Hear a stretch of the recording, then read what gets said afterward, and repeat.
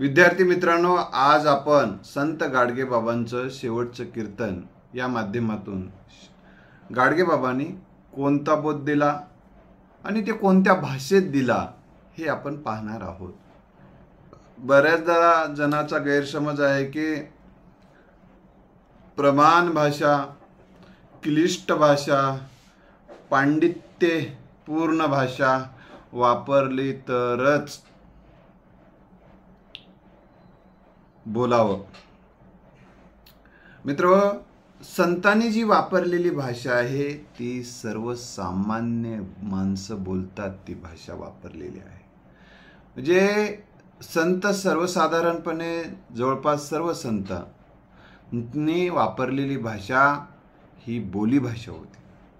संत गाडगे बाबांनी बोली भाषेमध्ये लोकांशी संवाद साधला, बोली भाषेमध्ये उपदेश केला आणि मग बोली भाषेत उपदेश केला म्हणून संत गाडगे बाबांचे विचार कमी दर्जाचे ठरलेत किंवा संत गाडगे बाबाच्या कीर्तनाला लोकच येत नव्हते असं आहे का? संत गाडगे बाबांच्या कीर्तनाला त्या काळामध्ये प्रचंड गर्दी असायची। एवढंच नव्हे तर लोक स्वतःच्या गाड्या बांधून जायचे, आताच्या सारखं नाही। आताच्या एखाद्या राजकीय व्यक्तीनं कीर्तन ठेवलं तर त्यांना कार्यकर्ते आणि मतदारांना पैसे देऊन गाड्या बांधून आणावं लागतं काही महाराजांच्या कीर्तनाला। तर मी या निमित्तानं आपल्याला सांगणार आहे की तुमच्या भाषेचा गोडवा आणि जी भाषा लोकांना समजते त्या भाषेमध्ये तुम्ही बोलणं अतिशय गरजेचं आहे। आणि ही भाषा गाडगे बाबांनी वापरली, बोली भाषेत ते बोलले, हे गोष्ट लक्षात ठेवा। आणि नव्हे तर आता संत तुकोबारायांनी बोली भाषेचा वापर केला। आता सुद्धा अनेक संत आणि प्रबोधनकार सुद्धा बोली भाषेचा वापर करतात। इंदुरीकर महाराज ही बोली भाषेतच बोलतात, असं काही नाही। त्याच्यामुळे त्यांच्या कीर्तनाची लोकप्रियता तुम्ही पाहिलेली आहे।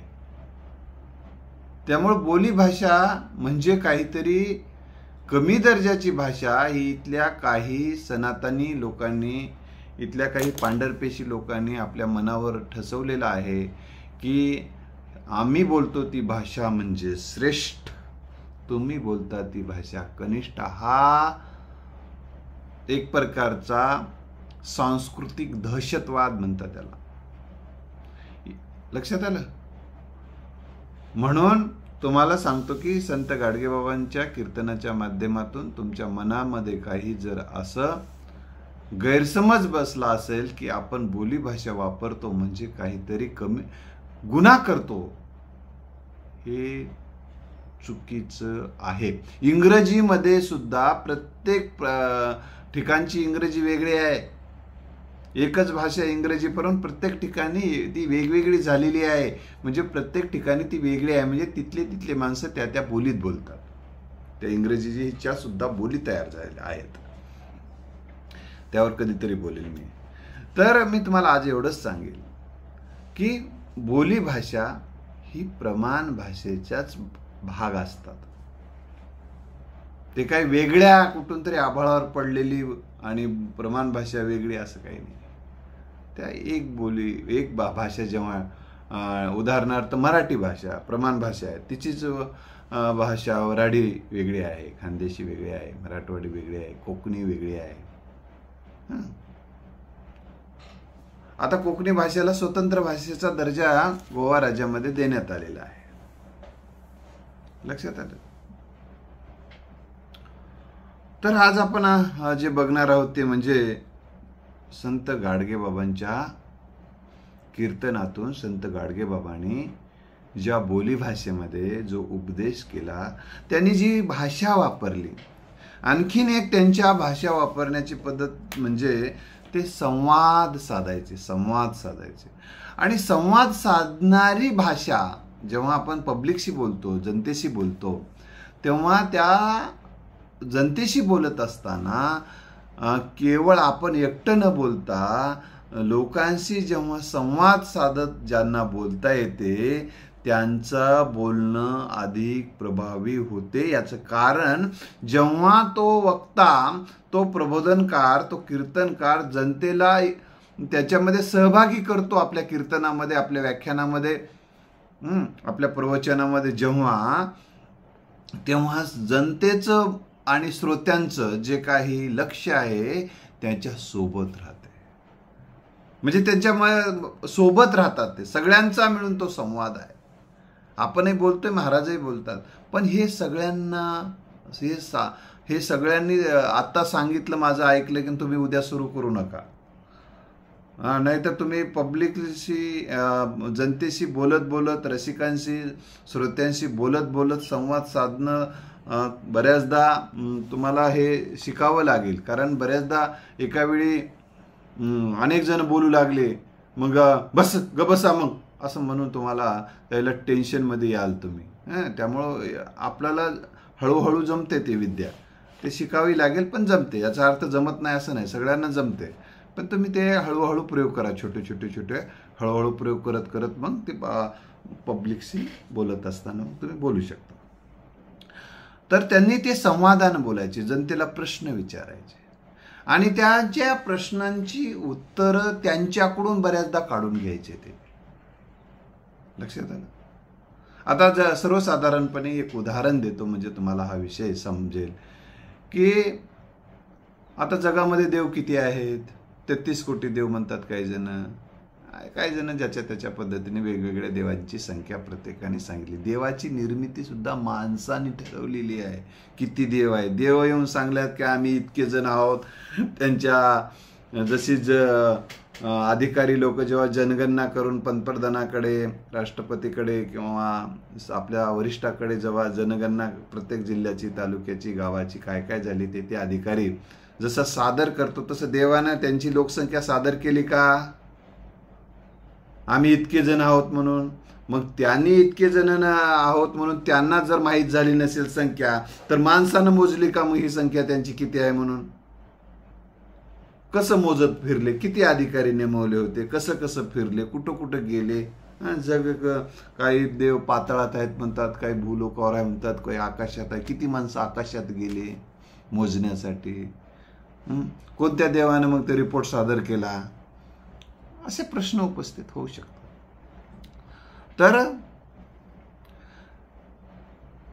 तर लोकांकडूनच ते उत्तर घ्यायचे, लोकच म्हणायचे एक. लक्षात आलं. मग ते प्रश्न विचारायचे, मग याला पूजता की नाही तुम्ही, त्यांना पूजता की नाही, याला भजता की नाही वगैरे. मग ते त्यांच्या लोकांच्या चुका लोकांच्याच तोंडून ते मान्य करून घ्यायचे. ही एक महाराजांनी आपली चूक काढली, गाडगेबाबांनी ही चूक आपली काढली असं लोकांना वाटायचं नाही. मग लोकांना वाटायचं की बाबा आपणच सांगितलेलं आहे. दुसरी महत्वाची गोष्ट, त्याने अजून एक प्रश्न ते विचारायचे, देव कुठे आहे. आता बरेचदा आपण देव कुठे शोधत असतो. काही जण आपण मूर्तीमध्ये देव शोधतो, दगडाची जी मूर्ती घडवली जाते त्याच्यामध्ये देव शोधतो. प्रत्येकजण कोणी पाण्यामध्ये देव शोधते, तीर्थामध्ये देव शोधते. कोण कुठे देव शोधते हा ज्याचा त्याचा प्रश्न आहे. कोण कुठे देव शोधावं ज्याचा त्याचा प्रश्न आहे. आपण म्हणू शकत नाही त्यांना इथं शोधू नका, तिथं शोधू नका. ते थोडंच तुमचं ऐकतील. ज्याच्या त्याच्या पद्धतीने प्रत्येक माणूस कोणी देव, आईवडिलांना कोणी देव मानते, कोणी निसर्गाला देव मानते, कोणी वृक्षाला देव मानते, कोणी गंगेला देव मानते, कोणी महापुरुषांना देव मानते, कोणी संतांना देव मानते. लक्षात आलं. गाडगेबाबा कशात देव आहे म्हणून सांगतात, तर माणसांमध्ये देव आहे, माणसात देव आहे. स्वतः श्रीकृष्णाने मी सगळ्यांच्या हृदयात राहतो असं सांगितलेलं आहे.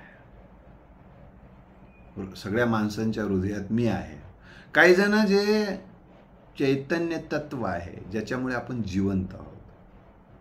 ज्या शक्तीमुळे आपल्याला कानाला ऐकू येते, आपण तोंडातून जे बोलतो, डोळ्याला जे दिसते, ज्यामुळे अन्नपचन होते, आपण जे झोपेतून उठतो, झोपी जातो, ही एक आपल्यामध्ये चैतन्य, हे शरीराची सिस्टीम जी काम करते आणि जे काम करणं ज्या दिवशी बंद पडते ते जे चैतन्य तत्व एक एक एक एक पार्ट आपला असा निकामी होत होत होत होत होत ते थंड पडत घेतो आणि नाकातून किंवा डोळ्यातून असं केलं की जे जातं ना बाहेर, त्याला कोणी चैतन्य तत्व म्हणतात, कोणी त्याला आत्मा म्हणतात. हे चैतन्य तत्व जे आहे ना, आत्म्याला सुद्धा, या चैतन्य तत्वाला काही जण देव म्हणतात. ओके, प्रत्येकाने देव कसा मानायचा ज्याचा त्याचा प्रश्न. माणसांमध्ये देव शोधण्याचं काम गाडगेबाबांनी केलेलं आहे आणि गाडगेबाबांनी तसा उपदेश केलेला आहे आणि यासाठी ते संतांचा पुरावा देतात. जनी जनार्दन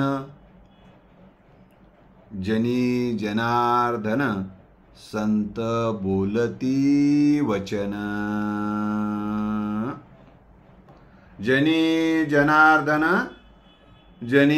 जनार्दन संत बोलती वचन, असं ते बोलायचं. आणि मग असं याला काय पुरावा आहे? संत म्हणत होते का खरंच जनतेमध्ये देव आहे म्हणून?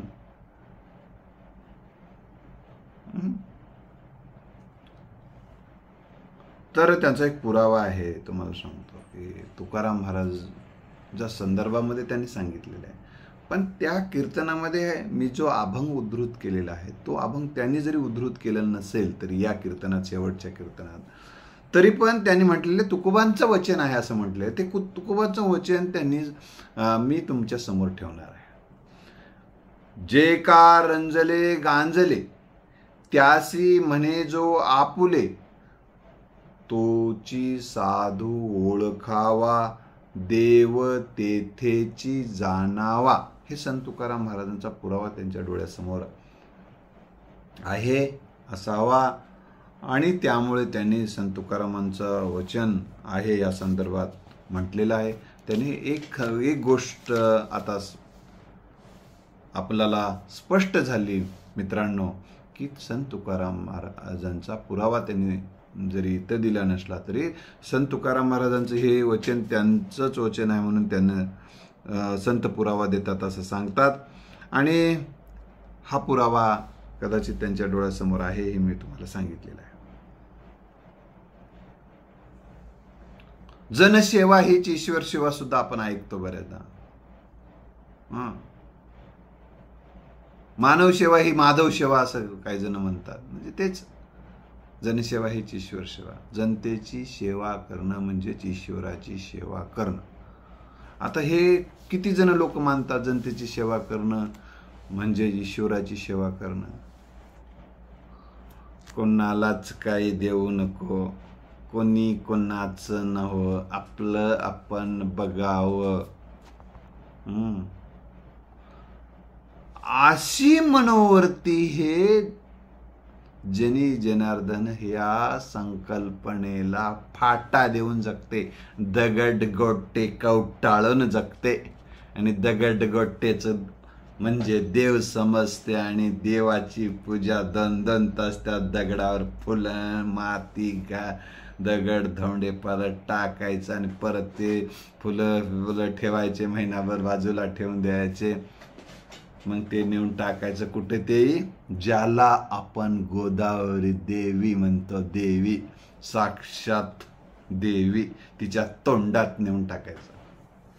तुमच्या तोंडात नेऊन असं जाऊन कचरा नेऊन आणून टाकला कोणी, नाही सर कचरा म्हणू नका, ते तसं म्हणून देव पाप देते म्हणलं एक जण मला. बरोबर, काय हरकत नाही, तू म्हणतोस ते मी म्हणतो म्हणलं, तुझ्या तोंडात ते नेऊन आणून टाकू का म्हणलं? नाही सर तसं करू नका, मग मरून जातो मी. मग गोदावरी मरून गेली तर चालेल का? चालेल? नदीमध्ये नेऊन टाकता तुम्ही, काय होत नाही. म्हणजे असं हे सगळं काही जण सांगतात. आता दुसरा एक मुद्दा, घर कोण बांधते? गाडगे बाबांनी घर कोण बांधते हा प्रश्न विचारला.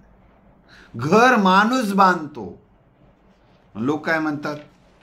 आमचे भोळवट लोक, अरे नारायणानं घर बांधलं गावाला 5,000 रुपयाचं, दोघं तिघं म्हणतात लेका त्याले देवानं दिलं. कुणी दिलं? घर कोणी दिलं?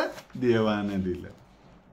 मरा, पावसा उन्हाळ्यात देव घर नाही देत. काही जण देव देईल तेव्हा बघूत म्हणतात. घर ना देव देईल तेव्हा बघूत वाट पाहतात आणि पावसात तसेच भिजत राहतात, असं उन्हात तसेच तळत राहतात. देव वाट पाहतात, वाट पाहत बसली देव देईल म्हणून, तर वाट लागून जाईल पण तुम्हाला कोणी आणून देणार नाही. तुमच्या कष्टातून आणावं लागतं. लक्षात आलं?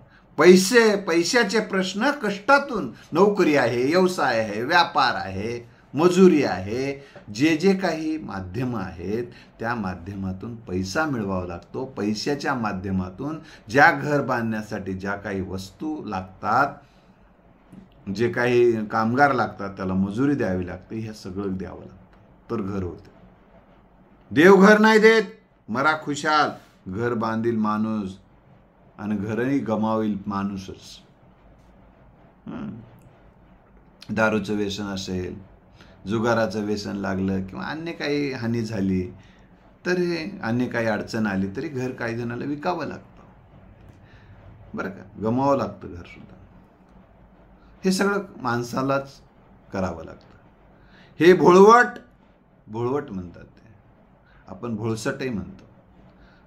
देवानं दिलं. आता त्यांनी दुसरा एक प्रश्न विचारलेला आहे. ते म्हणतात बंबईमध्ये जास्त लक्ष्मी कोणाजवळ आहे? जास्त लक्ष्मी म्हणजे काय? धन. आता तुम्ही त्यांनी आपल्याला प्रश्न विचारलेला आहे की गाडगे बाबांनी पैसा बंबईमध्ये कोणाजवळ जास्त आहे? तर त्यांनी उत्तर दिलेले आहे मारवाडी, गुजराती, भाटे आणि ब्राह्मण यांच्याकडे पैसा जास्त आहे. आणि मग या बंबईमध्ये कोणाचा खाना खराब झाला? तर त्यांनी सांगितलेलं आहे मराठ्यांचा खाना खराब झाला असं ते सांगतात. त्याचबरोबर कोणाचा दुसरं त्यांच्याबद्दल माळ्यांचा, तेली, नाव्ही, धोबी, चांभार, कोळी, कुंभार, लोहार, वराडी, बेलदार, कैकाडी, गोंड, गवार, मांग, मार हे त्यांनी सांगितलेले जातींची नावं मी तुमच्या समोर ठेवलेली आहे. आता इतक्या सगळ्यांना आरक्षण आहे, फक्त मराठ्यातल्या काही लोकांना आरक्षण नाही. आणि आता जे आरक्षण 10% दिलेलं आहे ते 10% आरक्षण टिकत नाही असं मराठ्यांचं म्हणणं आहे. हे लक्षात ठेवा. बाकीच्याचं काय नाही, ओरिजिनल आरक्षण त्यांचं दिले गेलेलं आहे ते मस्त आहे, काय प्रॉब्लेम नाही. आता 3च माणसं मजेशीर आहेत. कोणकोणते आहेत मजेत? कोण जगायले? गुजराती, मारवाडी, ब्राह्मण असं त्यांनी स्पष्ट सांगितलं आहे. आणि इतर लोक जनावरासारखं जगत आहेत, त्यांची अवस्था आहे त्या काळात सांगतात ते. शेवटचं कीर्तन, गाडगेबाबांचा मृत्यू 1956 झालेला आहे, हे लक्षात ठेवा.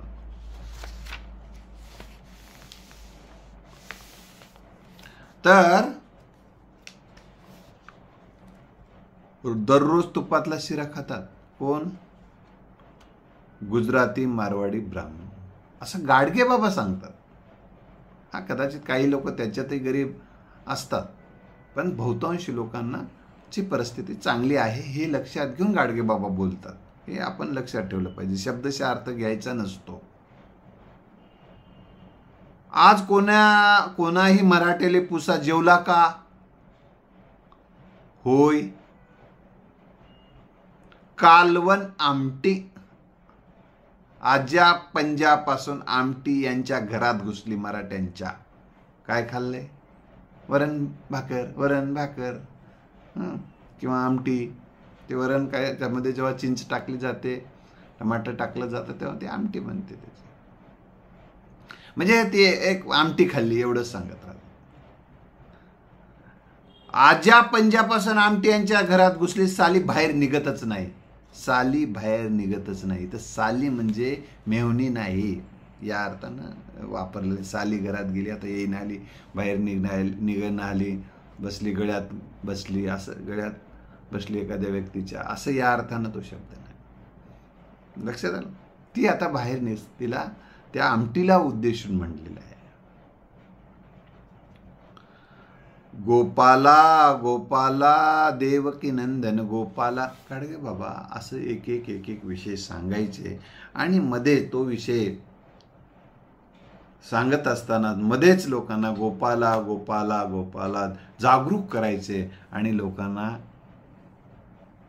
परत आपल्या विवेचनाकडे आणायचे. आणि ते सांगायचे की तुम्ही टाळ्या वाजवा, असं स्वतः सांगायचे. आपण कसं म्हणावं सर, टाळ्या वाजवा म्हणून, लोकायला वाटलं यायला काय महत्व वाढवून घ्यायचे की काय म्हणतील लोक म्हणून हे माहीत तसं, असं एक जण म्हणाला. म्हणजे काय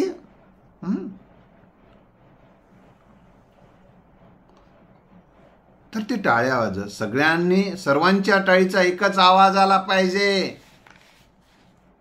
असं ते सांगायचे. सगळ्यांच्या टाळीचा आवाज एकच आला पाहिजे. आणि ते रप रप रप करावर सरळ हात, आणि ते एवढं असं सांगायचे की वर हात करायला सांगायचे. यामुळे सुद्धा व्यायाम सुद्धा होतो.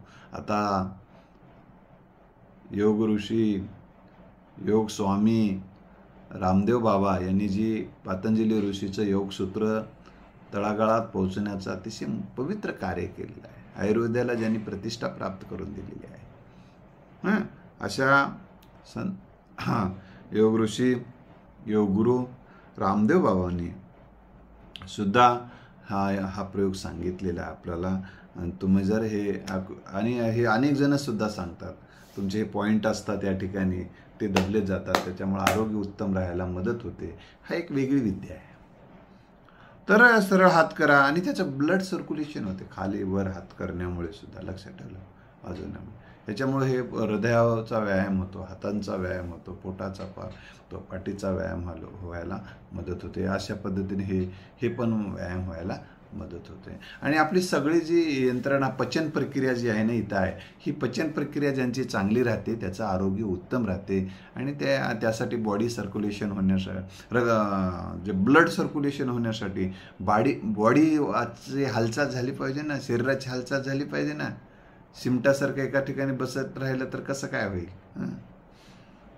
असो, ते म्हणून टाळी वाजवायचे महत्त्व या निमित्तानं आपण लक्षात घेतले. हे लोक का गरिबीत राहिले? मराठे, माळी, तेली, न्हावी, धोबी, चांबार, कोळी, कुंभार, लोहार, वड्डार, बेलदार, कैकाडी, गौंड, गवार, मांग आणि महार हे का गरिबीत राहिले याचं कारण सांग. काही जण गाडगे बाबांनी कोणतं कारण सांगितलंय ते मी तुम्हाला सांगतो, पण लोक गरिबीचं कारण काय सांगतात? मागच्या जन्मीचं पाप. तुम्ही गरीब का?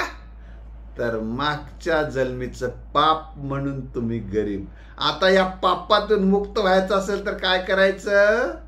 नामस्मरण करायचं जिथं आहात तिथं. आणि मग हे नामस्मरण केले की पापाचे पर्वत नष्ट होतात आणि पुढच्या जन्मामध्ये मग तुम्ही श्रीमंताच्या घरी जन्मू शकता. अशा पद्धतीनं काही लोक सांगतात. या अशा लोकांच्या डोक्यामध्ये काय भरलेलं आहे? सेन भरलेलं आहे, सेन. पण संत गाडगे बाबांनी काय सांगितलं? याचं कारण, गरिबीचं कारण काय सांगितलं? काय सांगितलं बघा? हे लोक का गरिबीत राहिले? एक तर यायले विद्या नाही. एक कारण सांगितलं, विद्या नाही. या विद्येचं महत्त्व अनेक महापुरुषांनी सांगितलेलं आहे. महापुरुषांनी अनेक सांगितलेलं आहे. विद्येचं महत्त्व अनेक महापुरुषांनी सांगितले, संतांनी सांगितलेलं आहे. क्रांतीज्योती सावित्रीबाई फुले, महात्मा ज्योतिबा फुले यांनी विद्येचं महत्त्व सांगितलं. बाबासाहेबांनी विद्येचं महत्त्व सांगितलं. अनेक संतांनी, अनेक विचारवंतांनी, अनेक शिक्षण तज्ज्ञांनी शिक्षणाचं महत्त्व सांगितलेलं आहे. अनेक कीर्तनकार सुद्धा शिक्षणाचं महत्त्व सांगतात, असं काही नाही. पण काही लोकांना ते सांगता येत नसेल, कदाचित त्यांचा अभ्यास नसेल म्हणून ते सांगतही नाहीत, किंवा त्या अंधश्रद्धा त्यांना जो पोचण्यासाठी काही जण सुपाऱ्या देत असतील म्हणून ते अंधश्रद्धाचं कीर्तन करत फिरतात. त्या अंधश्रद्धा करणाऱ्या कीर्तनकारावर बंदी घातली पाहिजे. लक्षात आलं का? एकतर यायले नाही विद्या, विद्या नसल्यामुळे हे गरीब आहेत. शिक्षण प्रशिक्षणाच्या माध्यमातून माणसाला आपल्या पाठीमागे आपण का राहिलो याचं कारण, वस्तुनिष्ठ कारण कळते. अविद्येचा तथागतांनी सुद्धा अविद्या हे विनाशाचं आणि अधोगतीचं कारण म्हणून सांगितलेलं आहे. त्यामुळे त्या विद्येचं महत्त्व त्यांनी सुद्धा प्रतिपादन केलेलं आहे. ते एक स्वतंत्र विषय आहे. यायली विद्या नाही, काय नाही, तर लोकांकडूनच घेतात ते वधून. समोर बसलेल्या श्रोत्यांकडूनच ते वधून घेतात. काय नाही, लोक काय म्हणतात मग, विद्या ज्याले विद्या नसेल त्याले खटाऱ्याचा बैल म्हटलं तरी चालेल. आणि ते गाडगे बाबा सांगतात, आता तरी सुधरा. आता ते भूतकाळात गेला तर गेला, काय भूतकाळ काय परत येतो का? भूतकाळ परत येत नसतो आणि भूतकाळाला परत आणता येत नाही. त्यामुळं आता तरी सुधरा. आता मुलाले शिक्षण द्या. पैसे नाही म्हणाल तर जेवणाचं ताट मोडा, हातावर भाकरी खा. म्हणजे तिकडली काटकसर करा. पण आता शासनाने मोफत शिक्षणाचं धोरण बऱ्याच प्रमाणामध्ये बऱ्याच सुधारणा केलेल्या आहेत, बऱ्याच मदत केलेल्या आहेत. ज्यांचा कॅटेगरीमध्ये आहे, ज्यांना आरक्षण आहे त्यांना तर बऱ्याच सुविधा आहेत. आणि आत्तासुद्धा शासनाने मुलीच्या शिक्षणासाठी बऱ्याच प्रमाणात मदत करण्याचं धोरण स्वीकारलेलं आहे. 100% परीक्षा फी आणि 100% शैक्षणिक शुल्क मुक्त करणं, त्या भराची गरज नाही म्हणून काही जण मुली जे मेडिकलला, इंजिनिअरिंगला, मोठ्या मोठ्या कोर्सला जे जात होत्या पदवी आणि पदव्युत्तर शिक्षणासाठी, अशा विद्यार्थिनींना आता याचा फायदा तुम्हाला होणार आहे. तर ते सुद्धा एवढं सांगतात, ताट मोडा, हातावर भाकरी खा, बायकोले लुगडं कमी भावाचं घ्या. एक जणांना तर डायरेक्टच सांगितलं, बायकोला लुगडं घेऊ नका परंतु लेकराला शिकवा असं म्हटलं. बायकोला लुगडं घेऊ नका असं संत गाडगे बाबांनी सांगितलेलं नाही. लक्षात ठेवा, कमी भावाचं घ्या म्हटले. 1000चं घ्यायचं तर 200 रुपयाचं घेतलं तरी चालेल. बस या पद्धतीने ते 800 रुपये उरून लेकराला शिकवा असा त्यांचा मतितार्थ आहे. त्यांनी काही किंमत नाही सांगितली बरं का, कमी भावाचं एवढं ते म्हणाले. नाहीतर मला म्हणसाल सर ते कुठं लिहिले, तसं सगळंच लिहिलेलं सांगायचं नसते. त्याच्यासाठी काही उदाहरणं देण्यासाठी, तो विषय मुद्दा पटवून देण्यासाठी असे उदाहरणं द्यायचे असतात. माहित आहे का? एवढं लक्षात ठेवा. तर कमी भावाचं लुगडं घ्या. इवायाला पाहुणचार करू नका. इवाया आला की कर मटन आणि दारू, कर धिंगाणा, पैशाचा धिंगाणा. शब्दांचाही धिंगाणा होतो कधी कधी बोलता बोलता. पण मुलाले शाळेत घातल्याविने सोडू, गाडगे बाबा म्हणायचे, नका. विद्या मोठं धन आहे. विद्या हे अतिशय मोठं धन आहे. शिक्षण हे वाघिणीचे दूध आहे. जो घेईल तो गुरगुरल्याशिवाय राहणार नाही. म्हणजे गुरगुरणे म्हणजे असे मांजरीसारखे डोळे वाचणे नव्हे, किंवा कोणालाही असं करणे नव्हे. इथं आत्मविश्वास येते असं गाडगे बाबासाहेब आंबेडकरांना सांगायचं होतं.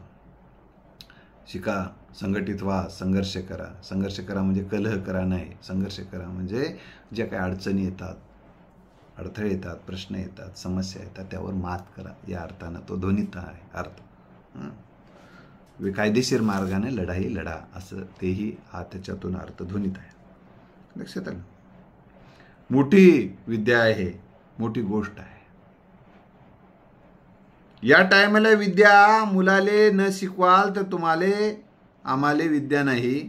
त्यांनी सांगितलेलं आहे, आम्हाला तुम्हाला आता विद्या नाही तर मजुरी तरी लागली. आपल्याला मजुरी, ते गाडगे बाबा सहज सांगतात, बापू आपल्याला मजुरी तरी लागली शिक्षण नसल्यामुळे.